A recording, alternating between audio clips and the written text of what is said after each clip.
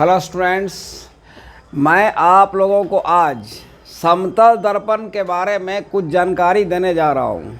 हमारे घरों में, दुकानों में जो आप देखते होंगे दर्पण लगा रहता है, वो सारा समतल दर्पण है।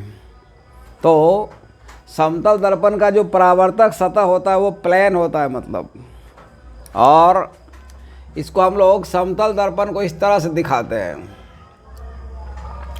पहले तो मैं आपको कल बताया था प्रकाश के परावर्तन के, तो इसमें प्रकाश के परावर्तन के दो नियम होते हैं।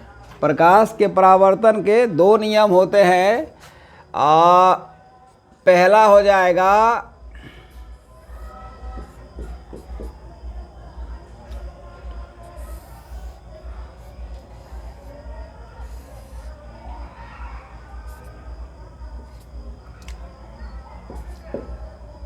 पहला नियम हो जाएगा angle I is equal to angle R।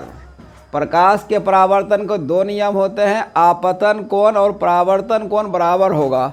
मतलब यहाँ अगर बनेगा 40 डिग्री का एंगल तो यहाँ भी बनेगा 40 का एंगल। अगर यहाँ बनेगा 50 का एंगल, तो अगर यहाँ पर बनेगा 50 तो यहाँ भी 50, यहाँ 60 तो यहाँ 60। पहला नियम हो गया। आपतन कोण और परावर्तन कोण क्या होता है? बराबर। दूसरा नियम है प्रकाश के परावर्तन का, देखिए आपतित किरण, परावर्तित किरण और ये आपतन बिंदु है, ये O। आपतन बिंदु पर जो डाला गया विलंब होता है, तीनों एक ही सतह में होता है। तो ये प्रकाश के परावर्तन का पिछला वीडियो में थोड़ा सा समझाया था। प्रकाश का परावर्तन आपको याद रखना है। प्रकाश के परावर्तन के दो नियम होते हैं, आपतन कोण, परावर्तन कोण बराबर। उसको शॉर्ट में हम लोग लिखते हैं angle I is equal to angle R। दूसरा नियम आपतित किरण, परावर्तित किरण और ये आपतन बिंदु O है, इस पर डाला गया लंब, ये तीनों एक ही समतल में होते हैं। अब मैं आपको बताने जा रहा हूँ समतल दर्पण में फिगर कैसे बनता है। समतल दर्पण, तो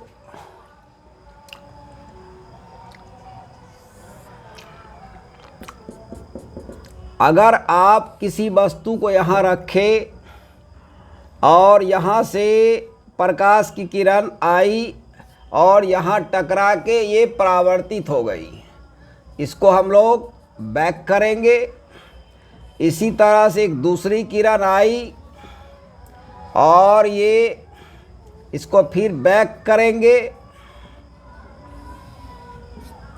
तो ये देखिए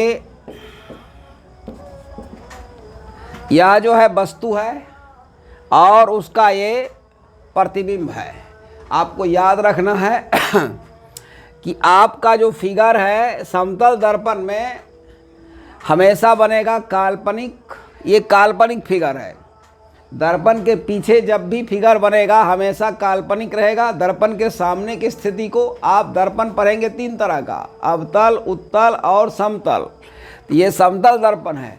दर्पण के सामने का जो कुछ होगा उसको कहते हैं वास्तविक, अब पीछे का जो चीज़ हो जाएगा उसको कहते हैं काल्पनिक।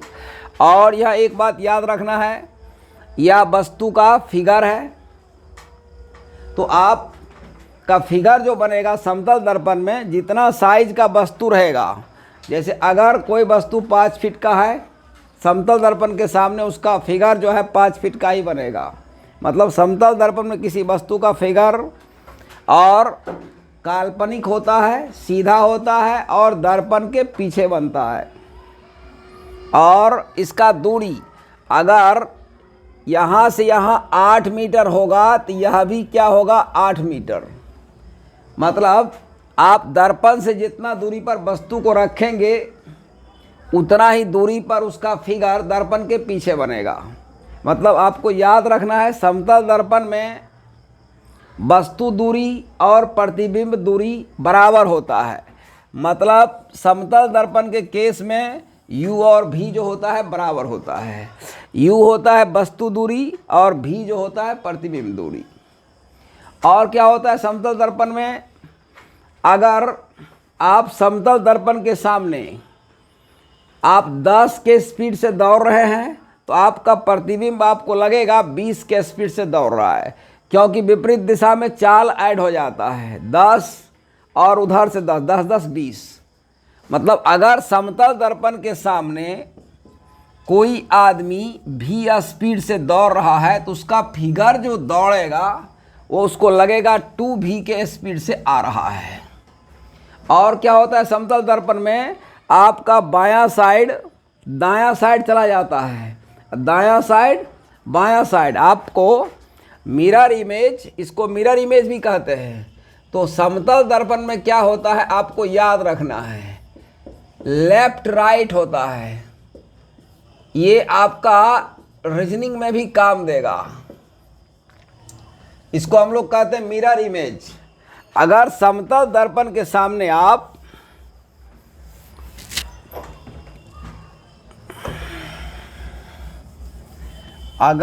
समतल दर्पण के सामने, ये आपका हो गया समतल दर्पण। अगर ये आप सी ऐसे है तो ये सी ऐसे हो जाएगा। तो जैसे आपका डी जो है इस तरह से है तो डी आपका इस तरह से हो जाएगा। ऐसे ई ऐसे है, माने क्या हो रहा है ना कि लेफ्ट वाला राइट हो रहा है, राइट वाला लेफ्ट हो रहा है। इसको हम लोग कहते हैं लेटरल इन्वर्सन। याद रखना है, आपको याद रखना है। समतल दर्पण में लेफ्ट का चीज़ राइट, राइट का चीज़ लेफ्ट, इस प्रोसेस को कहा जाता है लेटरल इन्वर्सन। आपको मिरर इमेज जब पढ़ेंगे आप, उसमें बहुत ज़्यादा हेल्प करेगा। और अब और समतल दर्पण का याद रखना है फोकस दूरी। समतल दर्पण का फोकस दूरी अपरिभाषित होता है, मतलब अनंत होता है। और मैं आपको बताने जा रहा हूँ अब और एक बात, अगर समतल दर्पण में कोई आदमी 5 फीट का है तो अगर अपना फिगर समतल दर्पण में पूरा देखना चाहता है तो उसका हाइट जो होना चाहिए कम से कम उसका हाइट का हाफ होना चाहिए। 5 फीट का आदमी है, उसको 2.5 फीट का कम से कम मिरर लेना पड़ेगा समतल दर्पण। अगर 6 फीट का आदमी है तो उस कम से कम दर्पण का हाइट 3 फीट रहेगा, तो उसको अपना फिगर पूरा दिखाई पड़ जाएगा। तो आपको याद रखना है, समतल दर्पण में कोई आदमी अगर अपना पूरा फिगर देखना चाहता है तो दर्पण का हाइट जो है होना चाहिए कम से कम आदमी के हाइट का आधा। तो समतल दर्पण से जुड़ी जानकारी हम लोग ये पढ़ रहे थे। और अब मैं आपको बताने जा रहा हूँ समतल दर्पण। जैसे 2 समतल दर्पण देखिए, अगर 2 समतल दर्पण अब 90 के कोण पर झुका हुआ है, इसके बीच में एक वस्तु रखा गया, उसका कितना प्रतिबिंब बनेगा? तो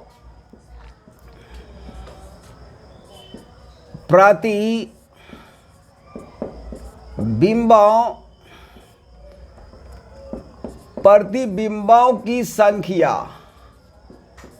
तो 360 बटा होता है थीटा। अगर ये विषम आ जाएगा तब, और अगर 360 बटा थीटा सम संख्या आ जाएगा तब जो संख्या होगा 360 बटा थीटा -1।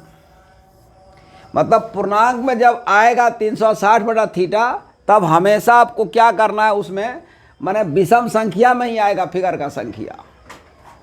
तो यहाँ थीटा कितने 90 आ रहा है, तो 360 बटा 90 4 देखिए सम संख्या आ गया। जब भी पूर्णांक में आएगा फिगर का संख्या तो आपको क्या करना है, वो विषम संख्या होगा तो 1 घटा देना है आपको, यानी n का मान हो जाएगा 4 - 1 बराबर क्या 3। अगर 2 प्लेन मिरर 90 डिग्री के कोण पर रखाएगा, उसके बीच कितना फिगर बनेगा? 3 फिगर बनेगा। और अगर मान लीजिए दो प्लेन मिरर 75 डिग्री के कोण पर रखा हुआ है, तो आप क्या करेंगे? 360/75 काटिए इसको। 15 से कटेगा 5 बार में, 15 दूना 15 चौका। अब ये आ रहा है 4.8।